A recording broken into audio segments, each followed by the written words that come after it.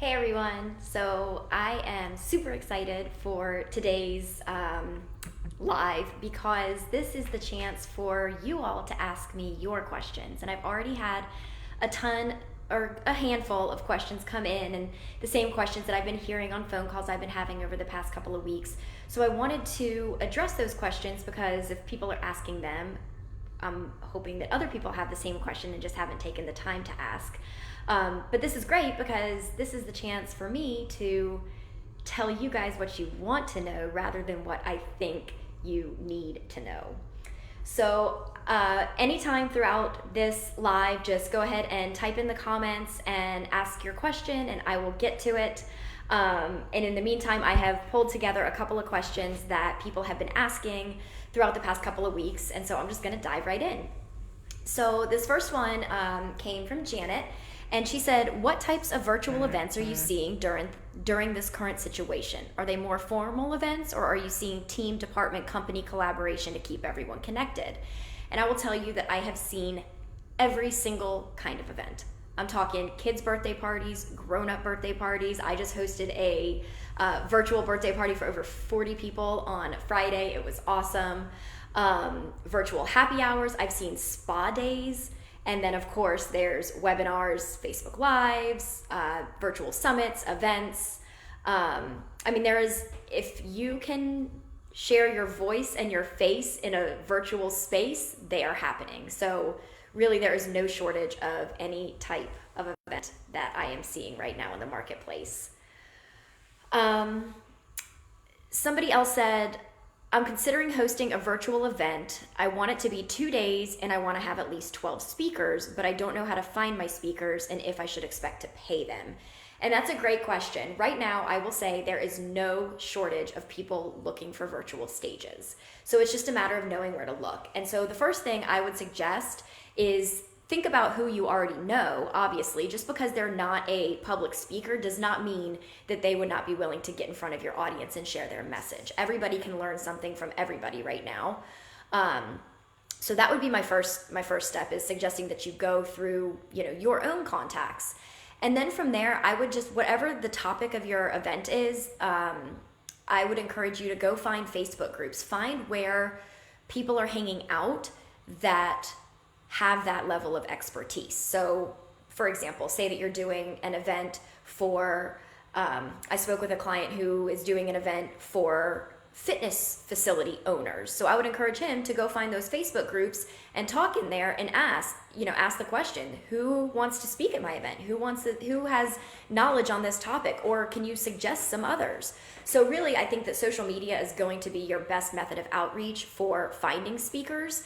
And I would definitely suggest that you create a short speaker form, whether it's a Google form or Mail Survey Monkey or any of those things, because as soon as you put that out there, you are going to be blown away at the amount of response that you get. So make it easy that, you don't want your inbox blown up with DMs. Put a little link in there looking for speakers for my event that is targeting X, Y, and Z. The main goals I hope my attendees get are A, B, and C. You have a message to share, click here, and then have them fill out a couple short little questions. You're going to want to get on the phone and vet them, obviously. And then whether you expect to pay them or not, that really is going to be dependent on your event, on your audience, and what your pricing strategy is. So there are plenty of speakers that just want the recognition and happy to serve and speak for free.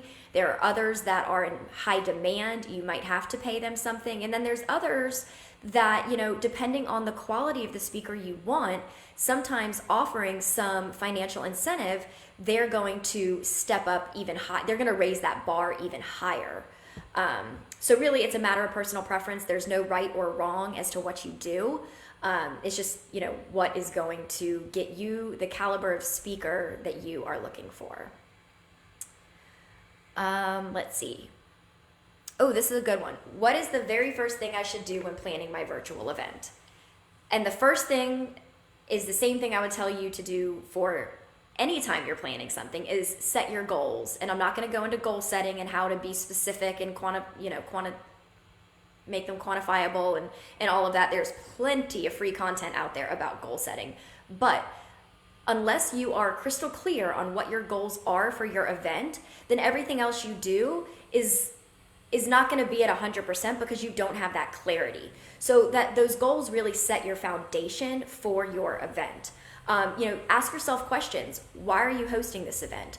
What are the pain points of the people that you want to be attending the event? What are they struggling with?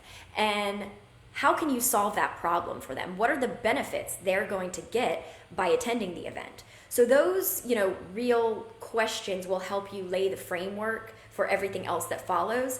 Once you're able to answer those questions, you'll be able to take it a step further and really hone in on your niche or your target audience.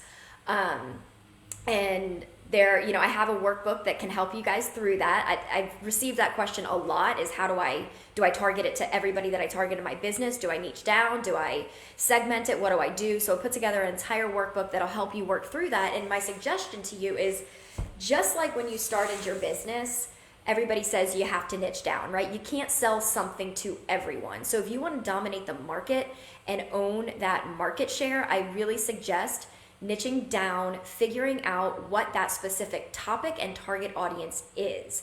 Even if it is a subset of your existing business, even if it's a subset, the more in tune you can get with that, the better you're going to be able to differentiate yourself from every other event that is out there. And right now, there is definitely no shortage of them. So I definitely encourage you to really dig deep and think about it and answer those questions for yourself long before you even begin the planning process. That will, I know I've said this 15 times, but that is what is going to lay the groundwork and set your foundation for a successful event. So at any time you guys want to pop in here and type a question, I'm happy to answer it. In the meantime, I'm just going through the questions that I've been receiving over phone calls and things like that. So this next one is, the other day you talked about building a team for virtual events. I'm a solopreneur and I only have a virtual assistant. Am I ridiculous to think that I can do it by myself? Well, that answer is completely subjective because it depends on who you are, how you work, how you show up, and how dedicated you are.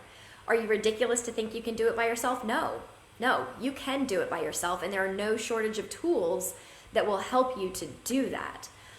You're just going to have to really be very detail-oriented, organized, and really map out your plan. I'm talking map it out with dates, deliverables, and don't just say develop email content. I'm talking, email one, send it on this date, have the copy written by this date, and really, really set yourself with a plan to follow, because there are so many moving pieces that go into it, and if it's all in your head, you're going to hit roadblocks and obstacles.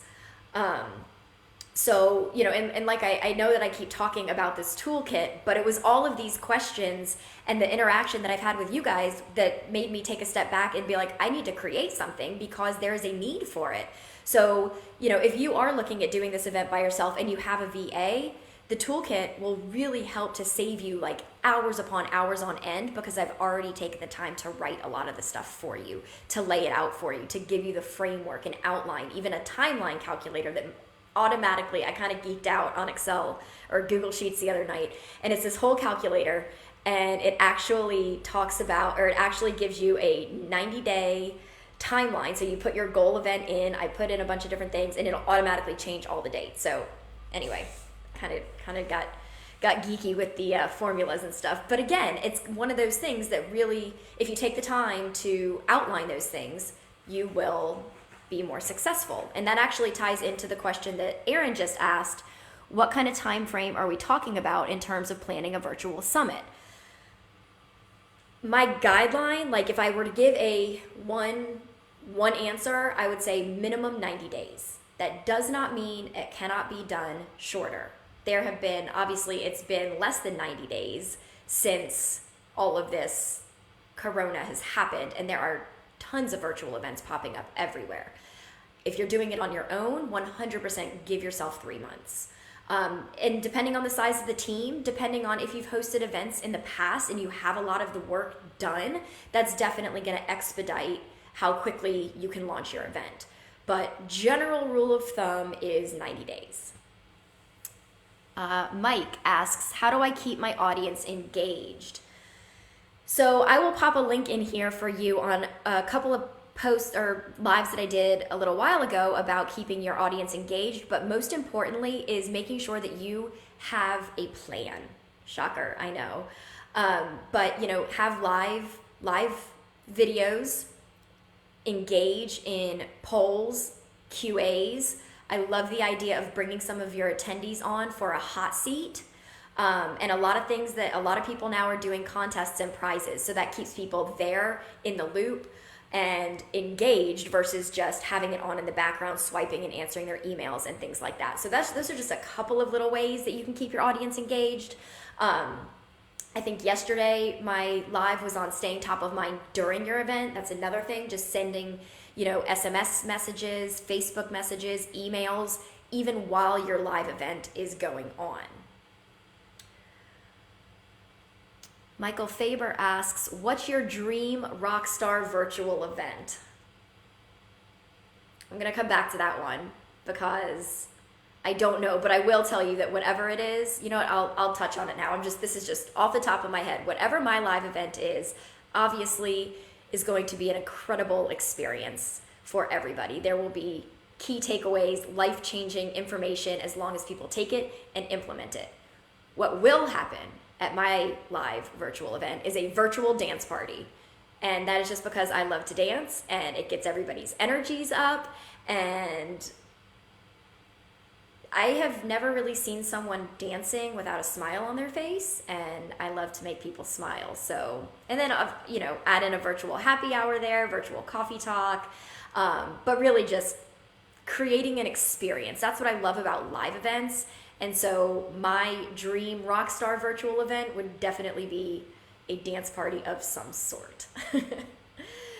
All right, Kristen, what is the best platform for a virtual event? How do I decide to go on Facebook Live or do an interactive Zoom event? Which one is best to capture and return and monetize? That's a great, great question, Kristen. So I would recommend my favorite technology, and let me tell you, I have sat on, oh my gosh, at least 10 hours of demos of all the different technology out there. I've narrowed it down to 3. My favorite that I think is going to be the best for everybody, or will work for the majority of people, that gives you all of the different things and components and technology features that I've talked about, is called Hey Summit. Hey Summit is awesome. I'll pop a link to, I'll talk through a couple of different technologies and I'll pop links up in the description when I end this. But the great thing about Hey Summit is that you can manage your registration on right there. So you get all your analytics, all your metrics. It has a tie-in with Zoom. So as long as you are using the Zoom technology, and then there's a couple other third parties that you can leverage with Zoom that will allow you to, if you want to host your event on Facebook Live, but you're also doing it within Hey Summit, there's some other technologies that tie in and integrate so that you can do that. However, when it comes to the monetizing piece, if you're broadcasting on Facebook Live, it's open for anyone and everyone. So one of the things that I would suggest is, maybe that first session that you do, you syndicate that everywhere. That's in, within your Hey Summit platform, it's on your Facebook Live, it's everywhere. And then after that, you give them the opportunity where they can, quickly register so they can see the rest of the session. So that's a great way to get some registration, as the event is still going on. But I would definitely suggest Hey Summit. Look into it. Right now they have a 2-week free trial, I believe, or they did a couple weeks ago. If you are an event planner, they're offering discounts as well. So I'll pop a link in there where you can get a free trial and demo. It's definitely affordable. It has all the technology and features that you would need. And as long as I'm on this technology spin, I'm going to talk about 2 other pieces of technology that I have found that I absolutely love. One of them is called UpViral, and I don't know if you've been on registration pages where you go and you register, and then afterwards it's like, here, share this with, and it gives you all the links to share with your audience or to share with your social community, and then there's prizes. So a great way to help promote your event is obviously having other people promote your event. So this is a fairly low-cost way that you can have that whole promotion handled for you on the back end. So basically, you decide on what prizes you want to give. So, I've seen a lot where it's AirPods, or if it's a speaking event, it's the Yeti microphone, or, a free hour coaching session, whatever your prizes are, you get to put those in there, and then it gives everybody who's registered a unique link, and it automatically tracks how many times they send that out and how many people registered under their link. So basically, when you're building your registration page, you add that as a follow-up action once the submit button is clicked, and then everything is taken care of on the back end for you. So that one's called UpViral. And then the other piece of technology that, like, I'm not even kidding you, has changed my life is called Content Snare. And I mentioned this in the Setting Your Speakers Up for Success. What Content Snare does is it's going to save you so much time when you are curating all of your speakers, and it's going to make it super, super easy for your speakers. Because what it does is you are able to curate all the things that you need for your speakers to give you. You're going to need bios, you're going to need headshots, you're going to need their social media links, you're going to want a copy of their presentation, you're going to want, there's a ton of things that you are going to need to curate from your speakers.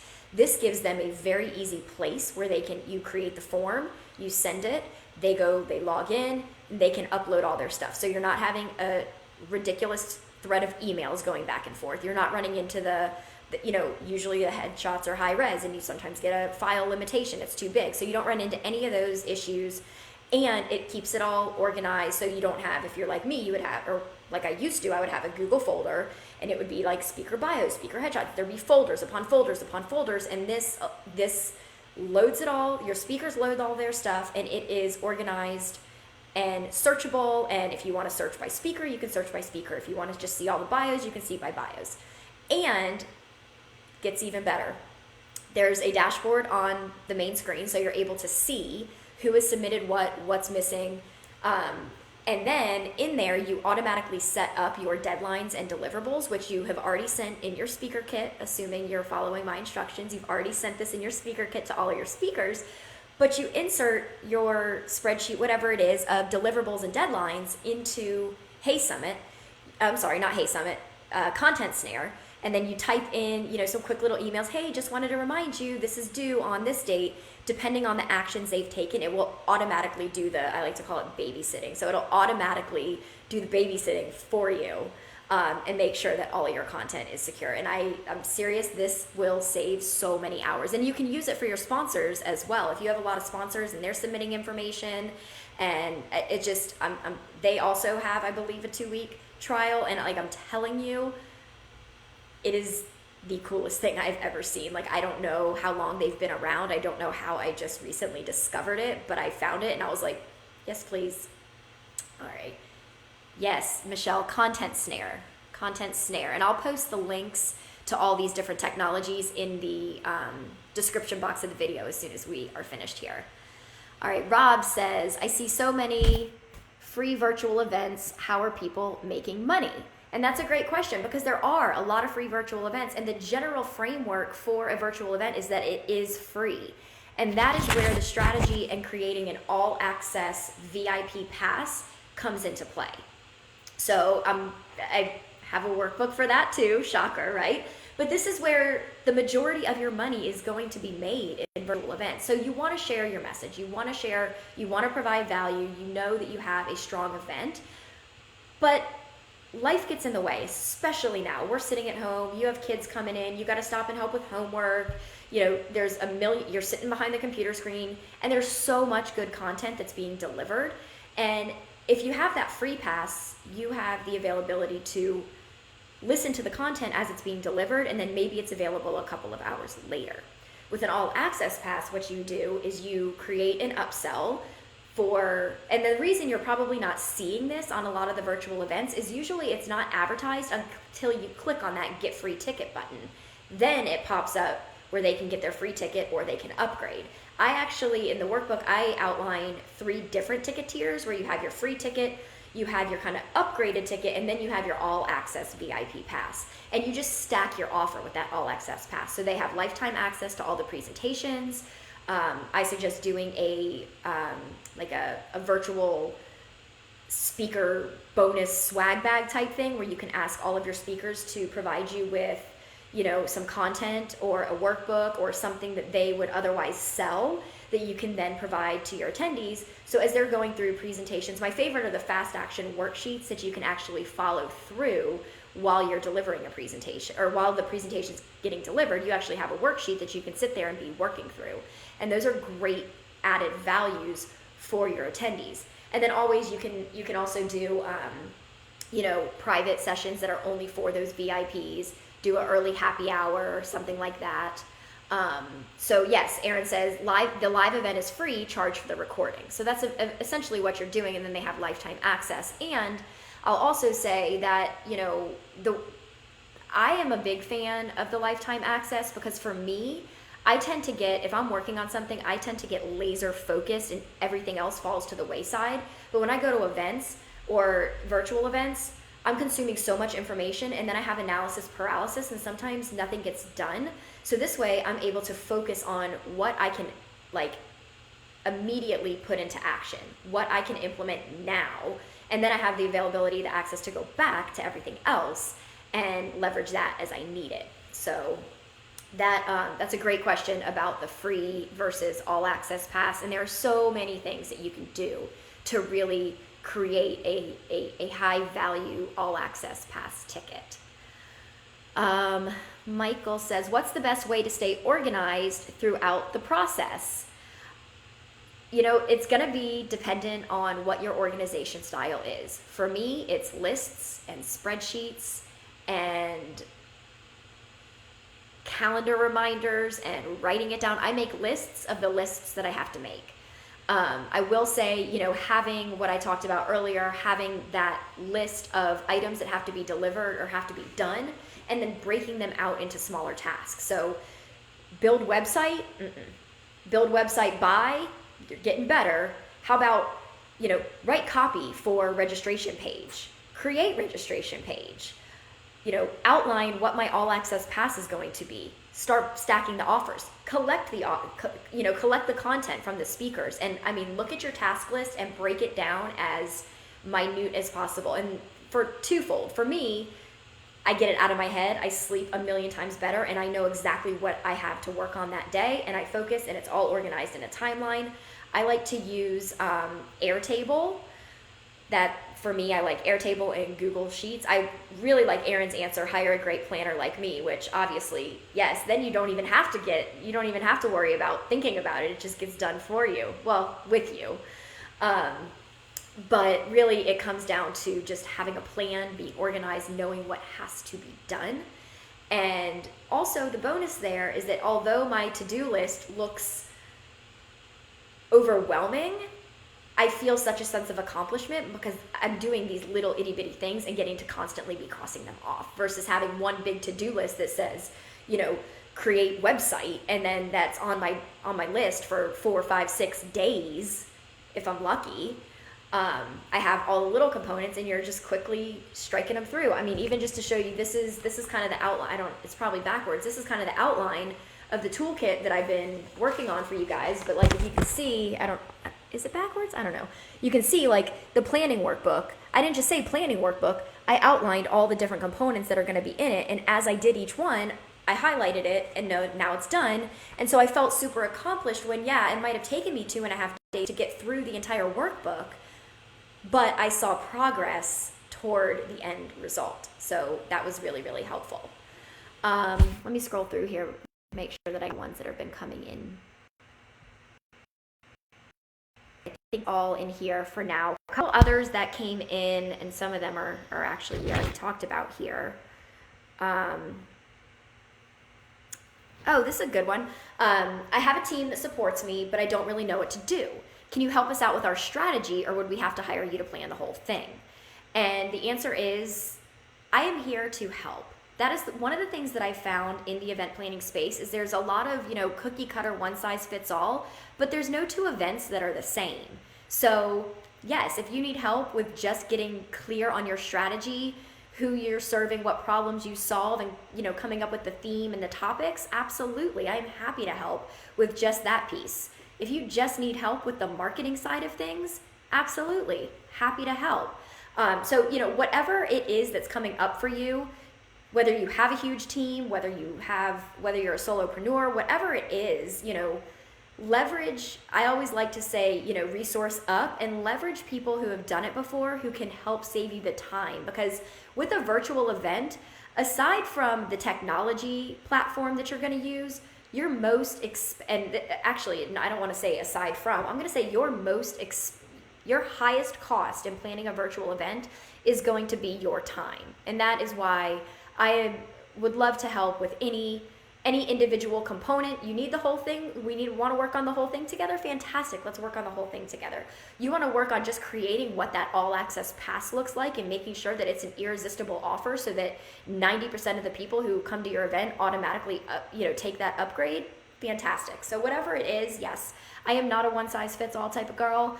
I feel like when you're purchasing something, you should buy what you need and only what you need. Like a lot of times you'll get packages and yeah, there's bonuses and you might not need them, but I want you to have exactly what you need to accomplish your end goal. And I don't want to distract you from anything other than that. So thanks for that question, John. Let's see. All access pass. I think we talked about that.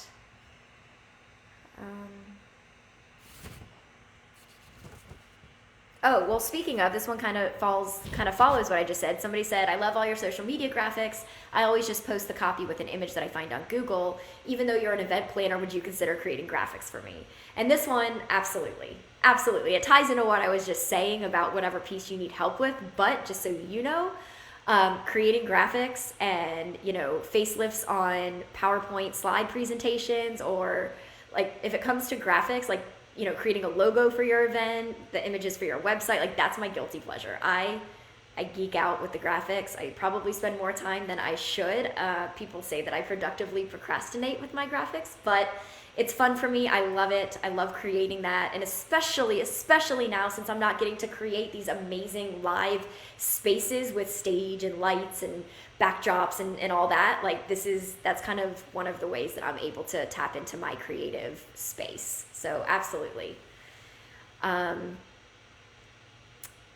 All right, I have two more questions that I collected from phone calls and whatnot. So if you have any more, go ahead and pop them in. If not, I'm going to answer these two and then we will wrap it up. So somebody said, when you talk about sponsorships, you said to do your research about where your target sponsors are most active and what social media channels they use. How do you know where they're most active, and do you have a cheat sheet? I wish I had a cheat sheet. I don't have a cheat sheet for you on this one. But really, this is where that virtual stalking comes in. Find your sponsor, start seeing everywhere that they're going, and you just have to do your research. Really, it's a matter of following where are they posting the most, where are they getting the most engagement, where is the highest interaction levels coming from them, and that's gonna be that's how you're gonna figure out what their channel of preference is. And then you're also able to, as you're doing that, you're also able to really understand what is the messaging that they're communicating, what are they focused on right now, so that as you're creating your sponsorship package, you can speak into them, showing one, not only that you've done your research, but two, the sponsorship opportunities that you present to them are going to be a win-win. Like, it's not just I have this bronze sponsorship package that goes for X amount and it includes A, B, and C. It's more of creating that custom sponsorship for them, coming up with a price that makes sense for both you and your sponsor. But in doing that research, you'll already have a lot of that information so that you can be more creative and provide them with an out-of-the-box solution. And then the last question was, I love the idea about a virtual swag bag. How do you do this, and what do you include? So the virtual swag bag is kind of a spin on the all access pass upgrades that your speakers provide. But this one, I would suggest keeping it basic, because the whole goal here is you want to sell your upgraded VIP pass, but you also do want to provide the additional attendees with value. So creating a virtual swag bag, you can do this with Inside Hey Summit, like I spoke about earlier, or it can just be a simple landing page on your website where you just have free downloads, free links, and things that people can access. Now, what I will encourage you to do is, while this is great and this provides value, keep it on the smaller side of things. You want to offer a free 30-minute call, great, fantastic. You want to offer a top 10 tips for hosting a virtual event, that's great as well. Your speakers' content, your speakers' fast action sheets, their downloads, anything they're offering for their time, for discounted services, save all of that for your all access VIP pass upgrades, but you can mention that in your virtual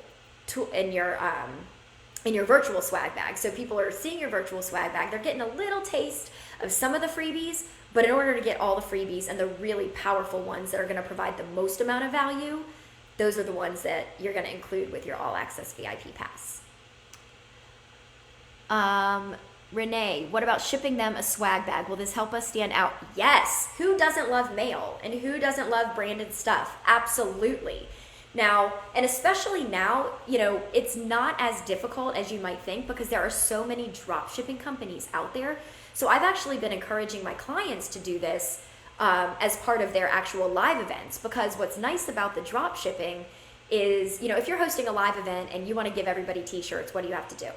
You have to collect everybody's sizes, or you don't. You have to order all of these shirts. You may or may not go through them all. So with drop shipping, what you're able to do is set up a site and basically you pay for what people get. So as part of the registration, you can have them pick their t-shirt size and you're only going to pay as they register. So you're not having to buy 500 t-shirts and then ending up with, 30 leftover t-shirts. So drop shipping, I will put a link in here as well to the company that I like to use for drop shipping.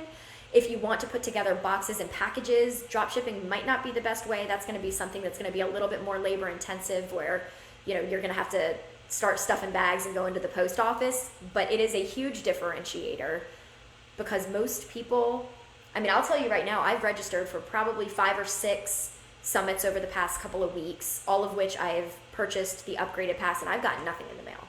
So I'm not saying that's a bad thing. I'm just saying absolutely that is a huge way to differentiate yourself.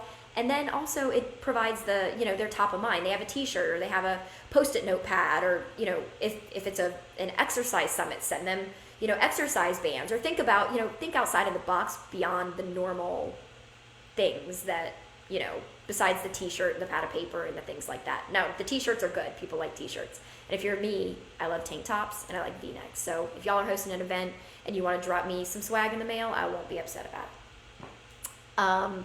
And then Renee also asked, where do I start? I'm so overwhelmed right now. So Renee, I think you just hopped on a little bit earlier. I talked about when you are first getting started, the first thing you have to do is really figure out your high-level goals. Why are you hosting this summit?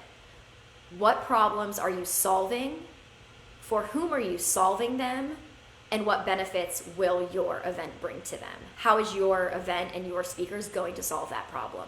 Before you even think about when your event is, how you're going to host it, who your speakers are, you really have to get clear on that information so that you have the framework and the foundation to build your event. You'll find that once you figure that out, and I do have a workbook that can help you do that, it's identifying your niche and topic, it will really help you to dominate market share and everything else. It makes all of the decisions that follow that a lot easier. And a lot of people think, and this is a common misconception that I've been seeing with live events, is a lot of people think that, I've already done that. What entrepreneur has not worked through the figuring out your target audience? Who do you help? How do you help them? Who hasn't done that? For your event, it's a subset of that. You're going to want to niche it down a little bit. So I would, I know that you and I have a call later this week, so we can definitely dig into that. And how do you get this workbook? So it's actually a series of workbooks. I counted last night. It is over like 60 something pages and I'm still building them. I'm going to just real quick, your niche and topic workbook, a planning workbook. The planning workbook is like the real one. So getting your niche and topic is included in the planning workbook, but then there's a whole separate workbook if you really need help, if you're having a difficult time, paring it down even more so.